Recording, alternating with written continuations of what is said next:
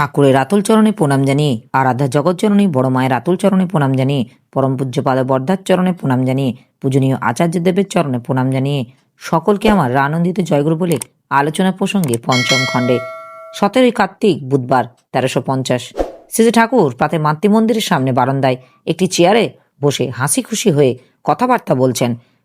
কাছে বসে আছেন ব্রজেন চট্টোপাধ্যায়, নরেন চক্রবর্তী, সাধনা শ্রী ঠাকুরের প্রথম কন্যা, রেণুমা, আদিত্যের মা, সৌদামিনী মা প্রমুখ।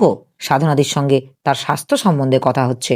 সাধনাদি কথায় কথায় বললেন, শরীর খারাপ থাকলে মনটা মোটেই ভালো লাগে না শ্রী ঠাকুর, সে তো স্বাভাবিক, তবে কায়দা কৌশল করে মনটাকে যত অন্যমনস্ক ও আনন্দদীপ্ত রাখা যায় তাই কিন্তু ভালো। রোগীর সেবা শুশ্রূষা যারা করে তাদের প্রধান গুণ হলো রোগীকে ভুলিয়ে রাখা, তার মনকে উদ্দীপ্ত ও উৎফুল্ল করে তোলা। প্রীতিকর পরিবেশ হলে মনটা ভালো লাগে, আর নিজেও সবসময় চেষ্টা করা লাগে যাতে মনটা চাঙ্গা থাকে। আর উপযুক্ত ঔষধ ও পথ্য এমন নিষ্ঠা সহকারে নিয়মিত ব্যবহার করতে হয় যাতে শরীরের খাঁকতিগুলি পূরণ হয়ে যায় তাড়াতাড়ি। শরীরের খাঁকতির দরুন মন অনেক সময় দুর্বল হয়, আবার মনের দুর্বলতার দরুন শরীরও দুর্বল হয়। শরীর মন দুই দিক দিয়ে পেলা দিতে হয়।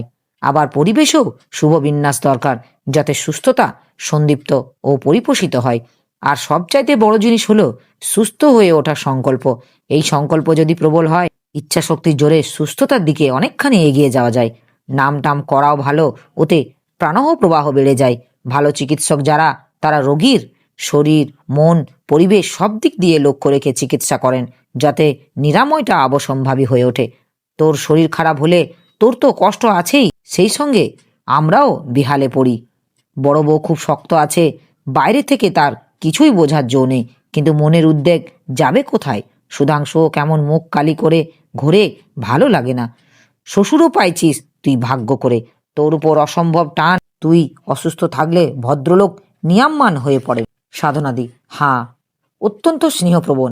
আপনারা সবাই চিন্তিত হয়ে পড়েন, সেই কথা ভেবেই অসুখ হয়ে আরো বেশি খারাপ লাগে শ্রী ঠাকুর।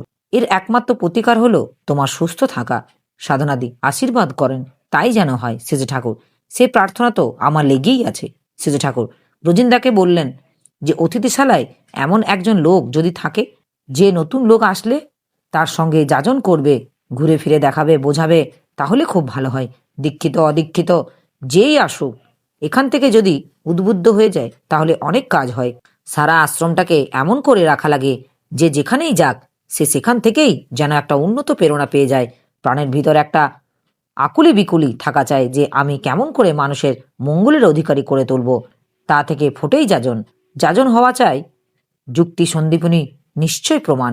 এই রকমের চোখ, কান, নাক, মুখ, হাত নাড়া সবটা দিয়েই প্রত্যয় বিচ্ছুরিত হবে। মনটা পৃষ্ঠটানে কানায় কানায় ভরে থাকবে। যে কোনো প্রবৃত্তি থাক, তাকে জড়িয়ে থাকবে। যেমন চিত্রার হয়েছিল তুকারামের প্রতি অনুরাগের ফলে। আমার এই আলোচনা প্রসঙ্গে কিছু ভুল ত্রুটি হয়ে থাকলে আপনারা আমায় ক্ষমা করবেন। উপস্থিত দাদা, ভাই, বোন, মায়েদের আমার আনন্দিত জয় গুরু।